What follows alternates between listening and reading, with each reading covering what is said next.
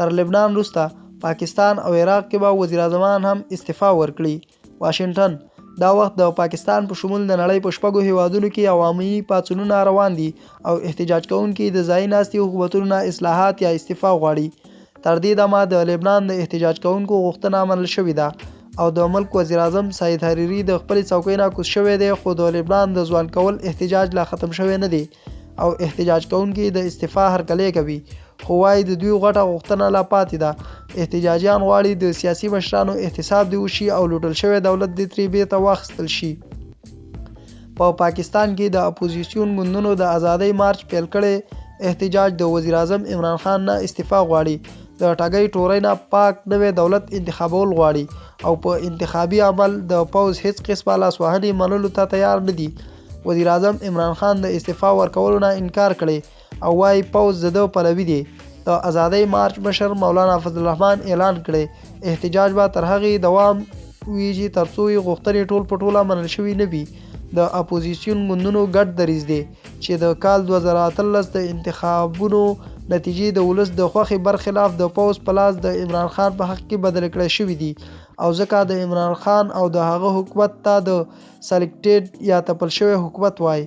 که هر څو د ازادۍ مارچ نه په پاکستاني میډیا کې ځای نه دی ورکړل شوی، خو د سوشل میډیا له لارې خورېدونکي ویډیوګانې او نور مواد ښایي د احتجاج ګډونوال د عمران خان د کال 2014 د پرلط ګډونوال نه څو چنده زیات وي. د جمعیت علماء اسلام مشرانو میډیا ته ویلي دي، خپلو کارکنانو ته یې ویلي دي د ځان سره کم نه کم د 10 ورځو خرچ خوراک اسلام آباد ته یوسئ.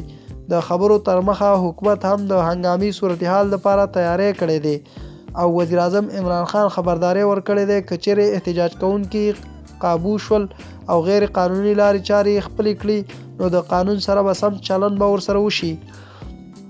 بل غټ احتجاج په عراق کې هم روان دی چې هلته وزیر اعظم عادل عبدالمهدي نه استعفا د غوښتنې سره سره احتجاج کوونکي د بډو رشوتونو پلټنې غواړي. بیروزګارۍ ختمول او د ولس خدمت ناقصه کارګردګي قدي. د عراق په خونړیو احتجاجونو کې تر اوسه لړ نه لړ 3 تنه وژل شوي دي او په سلګونه نور ژوبل شوي دي. د عراق د وزیر اعظم د دوو مهمو پلویانو مقدار الصدر او د هادي الامیري هم په عادل مهدي غږ کړی چې د څوکۍ نه دې استعفا ورکړي، یعنې خپلې اړیکې به ورسره پرې کړي.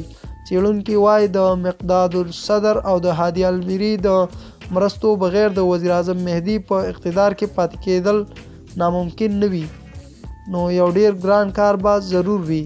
د پاکستان او عراق سره د لاتینی امریکا په دوو هیوادونو کې هم احتجاجونه پیل شوي دي چې د بولیویا کې د اکتوبر په 20 نیټه صدارتي انتخابونو شخړه رامنځته کړي او د ناس صدر ایو مورالیس په ضد احتجاجونه روان دي. د اپوزیسیون امیدوار کارلوس میسا تور لګولی دی چې د تیرو انتخابونو نتیجې اړول شوي دي او د اپوزیسیون نخوا تور لګول شوی دی چې د ووټونو شمیر د 40 ساعتونو لپاره ودرول او بیا د صدر ګټه اعلانول یو روڼ عمل نه دی. په چیلي کې د ترانسپورت په کرایه کې د 4% زیاتوالی په سر لوی مظاهرې شوي دي چې دغلته هم په مظاهرو کې اکثریت د ځوان کول دی. صدر سیبا سچین پنیرا په ملک کې د ایمرجنسي اعلان کړي او په ټولو ښارونو کې د کرفیو لګولو ده او د پوځ په سړکونو ګشتونه کوي. په تانبا شتمن هیواد کې د چیلي په اړه دعوی شوي چې د کال 2000 پرتله د غربت کچه راټیټه شوې، خو د یاد هیواد د یوې ادارې تر مخه د خلکو آمدن کچه کمه شوې ده. د چین د اختیار لاندې نیم خود مختاره هیواد هانګ کانګ هم د پر تشدد احتجاجونو سره مخ دی. احتجاجونه هغه وخت شروع شول کله چې یو داسې لانجمن قانون د پلي کېدلو هڅه وشوه. که چیرې دغه قانون منظور شي نو چین به کولی شي د هانګ کانګ وګړي چین ته یوسي او هلته پرې مقدمې وچلول شي. په یاد دی وي چې د پاکستان وزیر اعظم عمران خان د امریکې په دوره کې ویلي وو غربي میډیا د هانګ کانګ په مسله کې دلچسپي اخلي خو د کشمیر د بشري حقوقو ته پام نه وګرځي. خو څېړونکي وایي عمران خان ته شاید دا نه وي معلومه چې غربي نړۍ او میډیا په دنیا کې جمهوري تحریکونو او احتجاجونو ته لومړیتوب ورکوي.